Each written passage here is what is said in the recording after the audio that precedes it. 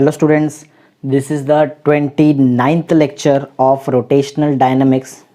In this lecture we are going to start with the new topic of rotational dynamics, which is factor affecting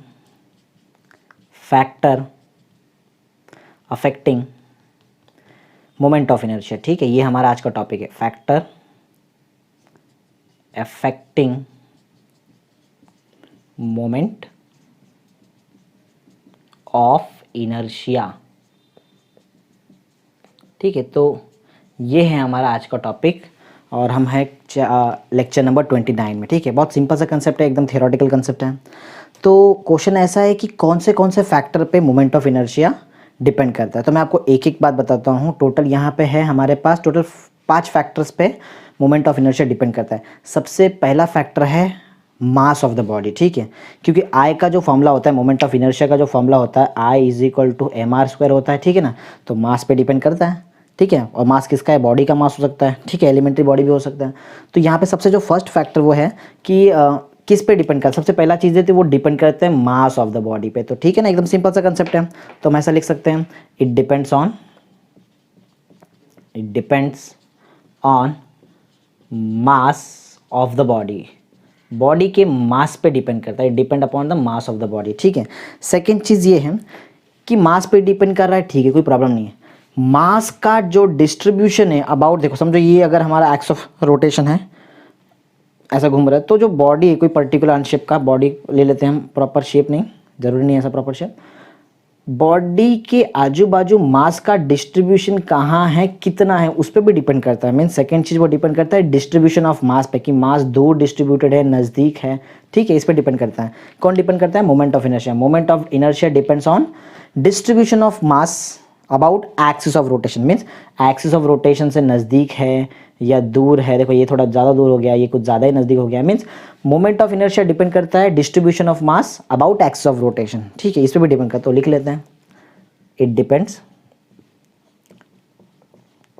depends on distribution of mass. ठीक है, distribution of mass का distribution, it depends upon the distribution of mass. कहाँ पे बताना पड़ेगा? About axis of rotation ना, about axis of rotation.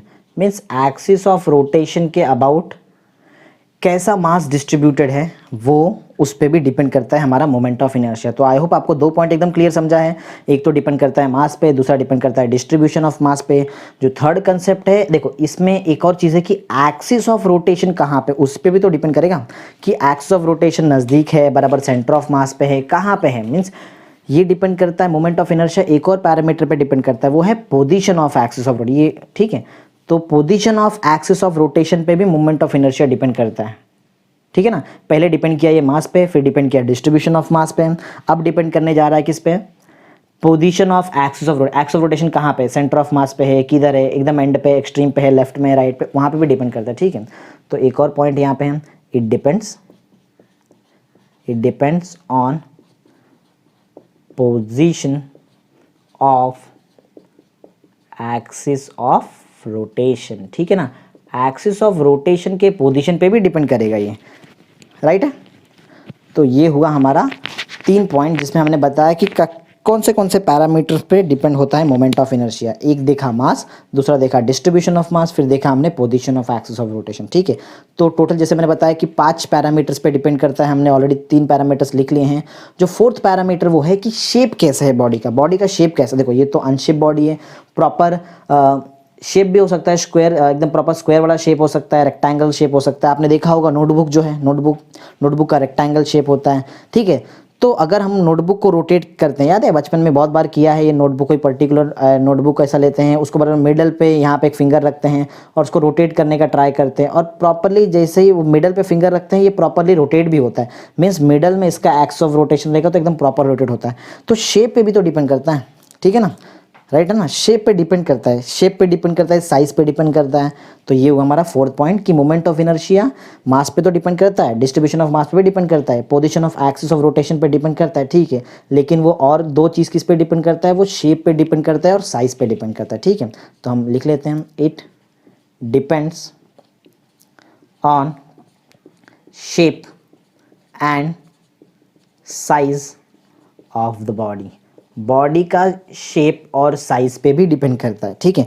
एक last point है, ठीक है, एक लास्ट पॉइंट और है, जो मोमेंट ऑफ इनर्शिया है ना, वो बॉडी का टेम्परेचर पे भी डिपेंड करता है, ठीक है, बॉडी का टेम्परेचर पे भी डिपेंड करता है। तो एकदम सिंपल सा कंसेप्ट, तो 5 पॉइंट मैंने जो आपको बता दिया, एकदम सिंपल सिंपल है, ठीक है। तो एक और लास्ट पॉइंट लिख लेते हैं हम, it depends on temperature, temperature किसका, temperature of the body, body के टेम्परेचर पे भी डिपेंड करता है, depends upon the temperature of the body. तो मैंने क्या क्या बताया, मैंने आपको टोटल 5 पैरामीटर्स बताया है जिस पे मूवमेंट ऑफ इनर्शिया डिपेंड करता है। अब हम वन बाय वन एक एक पैरामीटर को फिर से मैं रिपीट करता हूँ, आप एक बार ध्यान से सुनना, ठीक है। सबसे पहले मैंने बताया कि movement of inertia depends on mass of, देखो की पॉइंट याद रखो, बाकी तो आपको याद हो ही जाएगा, मास ऑफ द बॉडी। फिर हमने देखा it also depends upon the distribution of mass about axis of rotation. फिर हमने देखा कि ये खुद एक्सिस ऑफ रोटेशन का पोजीशन पे भी डिपेंड करता है। फिर देखा कि शेप और साइज पे भी डिपेंड करता है, ठीक है।